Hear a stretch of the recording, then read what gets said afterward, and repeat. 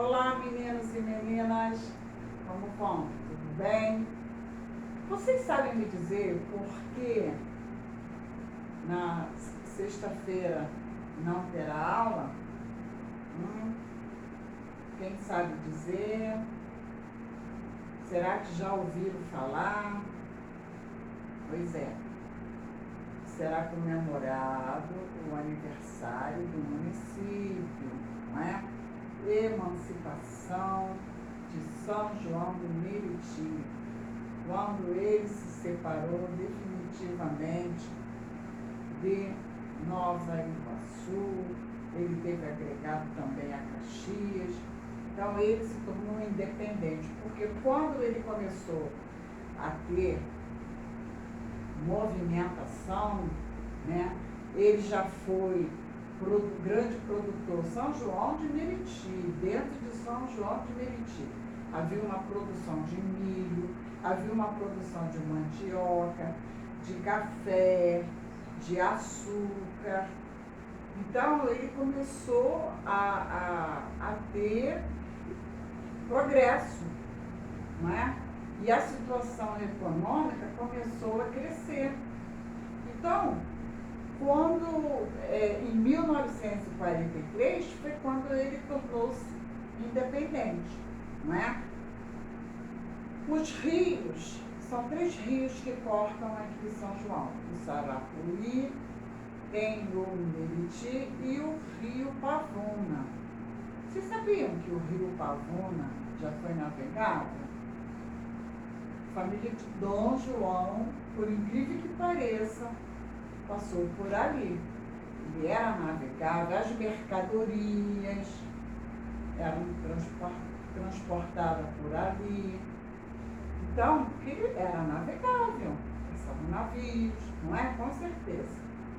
Agora está do jeito terrível.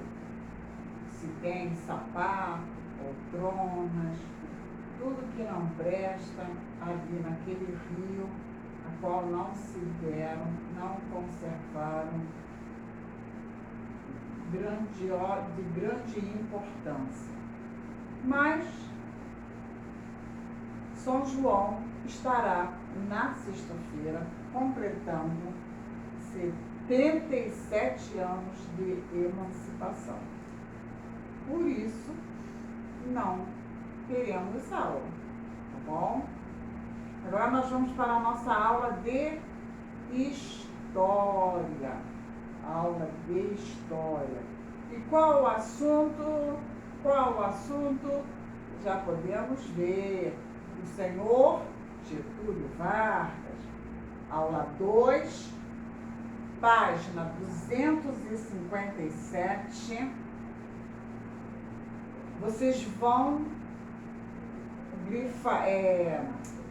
vocês vão colocar aí 20/8 de 2020, que seria na sexta, mas como não tem aula, então nós estamos trabalhando no dia 20/8 de 2020. Escrever vídeo aula. 2 coisas importantes para a organização de vocês: a data e escrever vídeo aula. Bom, vamos lá. Aqui na aula passada nós estávamos terminando já o início do Estado Novo, que aqui vem falando. Quando o estado de sítio foi decretado, ou seja, no início Getúlio Vargas estava assim, legal, amável. Nós podemos observar aqui ele com as crianças, ó. Propaganda de Getúlio Vargas no regime do Estado Novo. A imagem do presidente com a criança, com as crianças, foi usada frequentemente pelo governo, pois representavam a construção do futuro do Brasil. Então ele se mostrou tão amável, né? estava fazendo realmente algumas inovações, benefícios, sim, ele estava fazendo. Porém, tudo isso, com a conquista, foi se tornando popular, com o povo satisfeito, dando apoio, ele foi se tornando-se autoritário. Então, nós podemos ver aqui, ó, aí o que ele fez? O poder subiu a cabeça.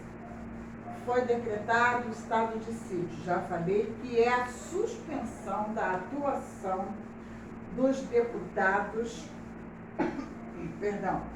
e senadores no governo, tá? Então, ele decretou o fechamento do Congresso Nacional e a Constituição de 1937, chamada de polaca, porque eles se inspiraram, tiveram influência na Constituição polonesa, ou seja, eles se inspiraram na Constituição polonesa. A Constituição de 1937 tinha como característica a maior força do poder executivo, ou seja, do presidente, considerado autoridade suprema do Estado. O executivo, totalmente sobre o presidente. Legislativo, os deputados e senadores. Judiciário, já os ministros, desembargadores, promotores de justiça, todos eles ficaram impedidos de atuar. Só ele que decretava as coisas, determinava, e todos tinham que obedecer. Então, assim, Getúlio Vargas passou a ter poder completo. Nós já vimos esse filme, né? Leandro, nós já vimos esse filme. Pois podia criar leis, o que ele queria fazer, deixar de fazer, trocar de governadores, de interventores, que apoiar. Então, no lugar do governador, ele botava interventores, ou seja, pessoas que representavam ele, que realmente ia, sim senhor, ia fazer exatamente o que ele queria, tá? Então, a situação não estava muito legal. Então, aqui, vamos conhecer algumas outras medidas da Constituição de 1937. Ó, ele fez isso para favorecer exclusivamente a ele, tá? Dando poderes total a ele. Então, vamos ver. A ele quem? A Getúlio Vargas. Era ele que estava no poder. Então, ele foi muito esperto. Ele foi conquistando, ganhando espaço. E depois, ó, Cleo. Então, vamos lá ver. Permissão do presidente para suspender o mandato de deputados e senadores, que foi o estado de sítio que ele fez lá. Possibilidade de determinar prisões e exílios de opositores políticos. Exílios é mandar fora, mandar para outro país. Ou seja, aquele que não estivesse de acordo com ele, que se levantasse contra, ou era preso, até morto na realidade, ou mandado para o outro país. Retorno da pena de morte. Ele voltou a ter no país a pena de morte. Por isso que morria muita gente. Era a lei, ele determinava. Censura aos meios de comunicação, jornais, rádio, cinema e entre outros. Os jornais, rádio, antes não tinha ainda surgido a televisão, né? Mas também se tivesse, entraria nessa linha aqui. Saía, tudo era conforme ele queria, de reportagem, os programas no rádio, Vocês acham que se fosse naquela época, hoje em dia, teria esses programas que fazem crítica, né? O Zorra Total, tem esse pessoal que faz a fofoca de um, fofoca de outro na televisão, falando da vida dos artistas, falando mal do governo, repórter afrontando, né, as pessoas, afrontando o governo, mas uma confusão terrível. Nada disso estaria acontecendo, porque ele tirou toda essa liberdade. Então, mandato presidencial de 6 anos, antes era 4, aí ele botou 6 anos. Acho que se ele pudesse botar eterno, ele colocaria. Voto indireto para a composição dos deputados federais e senadores. O povo não poderia participar dessa eleição aqui. Para controlar e muitas vezes calar as vozes de oposições quem era contra, e de seus críticos, a pessoa até criticava, mas era castigada, viu? Getúlio Vargas criou o Departamento de Imprensa e Propaganda, o DIP, ou seja, era tudo a favor a ele, que foi a instituição responsável por organizar a propaganda do governo e fazer uma censura na imprensa e de todos os outros meios de comunicação que fizesse crítica ao presidente. Então, aqui, aquele que fizesse crítica era preso, né? Ficava preso, era torturado e muitas das vezes era exilado, ou seja, mandado para o outro país. Aqui nós estamos vendo a propaganda, ó, o DIP já em ação.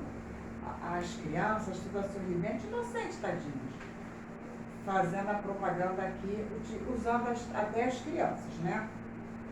Além das propagandas visuais, Getúlio Vargas se utilizou da popularização do rádio para se conectar com a população, olha só.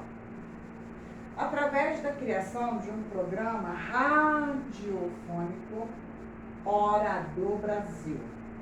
Getúlio Vargas se comunicava diretamente com a população brasileira, anunciando os grandes feitos.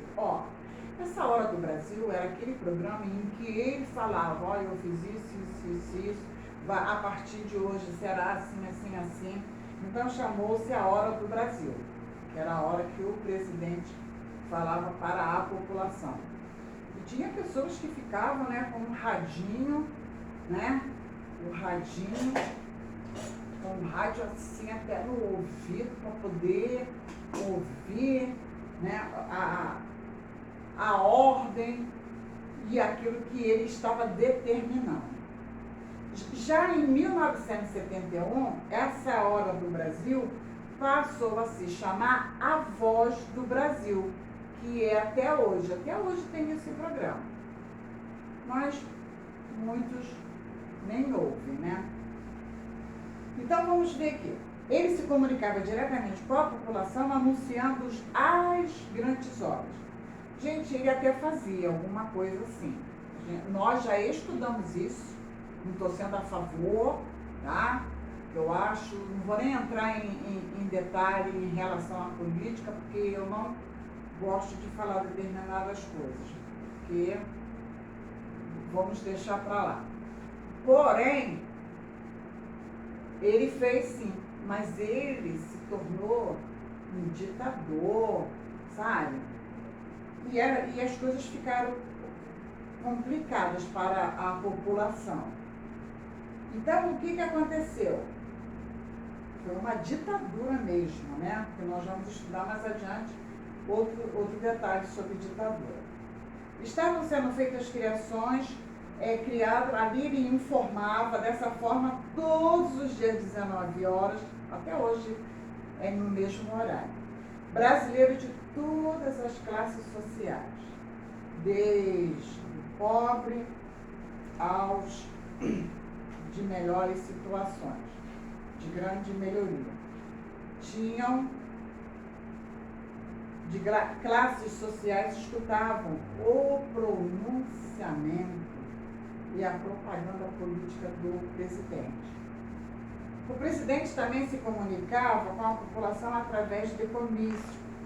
Ele ia para a praça, em feriados nacionais de grande relevância, como o Dia do Trabalhador, no dia 1º de maio, no Natal, para dar uma mensagem, né? Para falar e é evidente para ressaltar aquilo que ele estava falando. Aqui nós vamos ver aqui, olha, nessa gravura, Getúlio Vargas no desfile de 1º de maio de 1941 no estádio de São Januário, no Rio de Janeiro. O apoio dos trabalhadores era de grande importância para Vargas. Assim, quando surgiam problemas econômicos ou políticos no país, Getúlio Vargas decretava melhorias nas condições de trabalho. Aí, o que ele fez? Nesse sentido, uma das medidas mais importantes, vamos grifar, foi a consolidação das leis trabalhistas, CLT. Ou seja, a pessoa trabalhava nesse regime e tinha alguns direitos, na qual unia todas as leis que regulamentavam as obrigações e direitos dos trabalhadores e dos patrões. Junto a ela, a criação da Justiça do Trabalho. Vamos grifar? Foi de grande importância para que as leis não fossem descumpridas pelos patrões. Porque antigamente os patrões, né, a pessoa entrava para trabalhar, tinha hora para entrar, mas não tinha hora para sair. Não tinha hora, aquele horário de almoço, chegava a hora que a pessoa comia, engolia a comida e voltava a trabalhar, né? Era como se um escravo, entre aspas, né? Aí ele criou as leis, né? Dando o feriado, quando tinha feriado, os trabalhadores não recebiam, né? Sábado e domingo também não recebiam. Então, ele começou a estabelecer essas leis de direito ao trabalhador. Porém, alguns patrões não cumpriam. Então, ele criou a Justiça do Trabalho, né, para que essa lei fosse cumprida, um órgão para poder vigiar o que os patrões estavam fazendo, se estavam desobedecendo a ordem dele ou não. Por isso, ele criou a Justiça do Trabalho. Em relação à industrialização, o governo de Getúlio Vargas, sobretudo, durante o Estado Novo, foi responsável por introduzir diversas novas indústrias importantes para o Brasil, como a Companhia Siderúrgica Nacional, CSN, em 1941, Companhia Vale do Rio Doce, né, para a extração dos minérios, em 1942. Vamos grifando tudo isso, tá? Fábrica Nacional de Motores, também em 1942. Companhia Nacional de Álcalis, ou seja, de sal, em Cabo Frio, que ainda tem esta companhia, 1943. E da companhia hidrelétrica mais conhecida do São Francisco, Essa hidrelétrica foi inaugurada em 1945. Vocês vão riscar tudo isso aí. Contudo, também é preciso destacar que se Getúlio Vargas procurasse beneficiar parte da população para garantir seu apoio, o presidente reprimiu e perseguiu duramente seus opositores e membros do Partido Comunista Brasileiro. Para tal, criou a Polícia Secreta, que se especializou na perseguição, repressão, torturas e assassinato dos críticos ao Estado Novo. Então, para vocês verem como ele era impossível, ele era muito amável, né? Então, vocês estarão fazendo os exercícios da página 260, da página 261, onde depois nós estaremos entrando na próxima aula sobre o fim do Estado Novo e a redemocratização. Que vocês façam tudo com muito carinho, bom? Um beijo no coração e até a nossa próxima aula.